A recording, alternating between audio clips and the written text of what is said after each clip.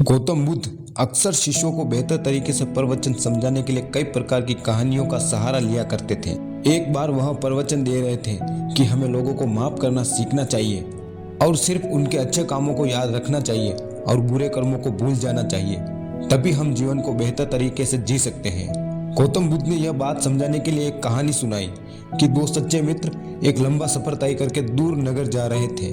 दोनों रास्ते में काफी ज्यादा हंसी मजाक कर रहे थे, जिससे सफर काफी ज्यादा आसान हो गया था। परंतु हंसी मजाक के दौरान उन दोनों में मजाक के कारण बहस हो गई और स्थिति इतनी ज्यादा बिगड़ गई थी, एक दोस्त ने दूसरे दोस्त को थप्पड़ मार दिया, जिससे उस दोस्त को बहुत बुरा लगा जिसे थप्पड़ लगा था। लेकिन दोनों को सफर एक साथ तय करना था, इसलिए वह चुपचाप सफर पर चलते रहे। परंतु उनकी दोस्ती बिगड़ चुकी थी, वह एक दूसरे से बात नहीं करना चाहते थे। वह दोनों थोड़ा आगे जाकर एक जगह पर पानी पीने के लिए रुके।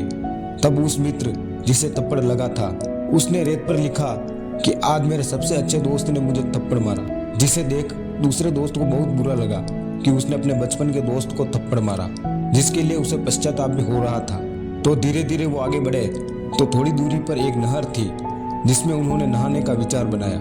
वह दोनों उस नहर में नहाने के लिए गए, परंतु जिस दोस्त को थप्पड़ लगा था वह गलती से नहर के उस हिस्से में नहाने चला गया जहाँ पर दलदल थी, जिस कारण वह डूबने लगा और हाथ पैर फड़फड़ाने लगा। यह देख दूसरे दोस्त ने अपनी पूरी जान लगाकर उसे बचाने का प्रयास किया और बहुत मेहनत करने के बाद उसने अपने बचपन के दोस्त को बचा लिया। यह देखने के बाद जिस दोस्त को थप्पड़ लगा था और जो कि अभी दलदल से निकला था, उसने एक बड़े से पत्थर पर जाकर लिखा कि आज मेरे बचपन के दोस्त ने मेरी जान बचाई। यह देख दूसरे दोस्त ने पूछा, अभी तो तुम लिख रहे थे कि मैंने तुम्हें थप्पड़ मारा, पर अब तुम यह लिख रहे हो, इसका क्या कारण है?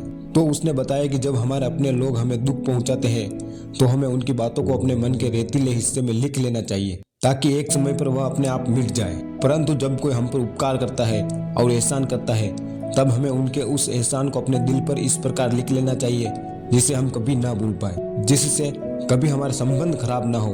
मानो कि जैसे हमने किसी पत्थर पर लिख दिया हो, इसलिए मैंने इस पत्थर पर लिखा। दोस्तों, इस कहानी से हमें यह सीख मिलती है कि हमें दूसरों के एहसान को नहीं भूलना चाहिए, परंतु दूसरों की गलतियों को हमें भूलने का प्रयास करना चाहिए एवं उन्हें दिल से नहीं लगाना चाहिए। दूसरे व्यक्ति की अच्छाइयों पर हमें ज्यादा ध्यान देना चाहिए, जिस कारण हमारे संबंध कभी भी नहीं बिगड़ेंगे। दोस्तों, अगर आपने इस कहानी को यहाँ तक देख ली है तो कमेंट में जरूर बताना आपको ये कहानी कैसी लगी, और अगर आप नए हो तो चैनल को सब्सक्राइब करके नोटिफिकेशन बेल ऑन जरूर करना। हम मिलते हैं बहुत जल्द अगले वीडियो में, तब तक के लिए जय हिंद, जय भारत।